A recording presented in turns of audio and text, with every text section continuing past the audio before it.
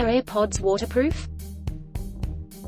Officially, Apple has not made any claims regarding AirPods being waterproof or water-resistant.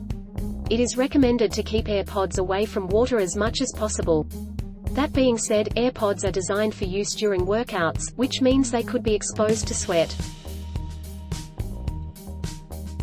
Can I use my AirPods in the shower? Do not wear your AirPods in the shower unless you can afford to replace them. Are AirPods noise cancelling? Speak up, they're noise cancelling. The software hints that the AirPods 3 will have multiple listening modes, one of which is noise cancelling. AirPods have traditionally lacked sound isolation, meaning they simply sit in your ear and do not seal off any part of your ear canal with an intruding, padded bud. Can I wear AirPods in the rain? Are the AirPods waterproof? No. However, they will be fine if you use them in the rain or while sweating at the gym. Just don't go swimming with them. What if I drop my AirPods in water?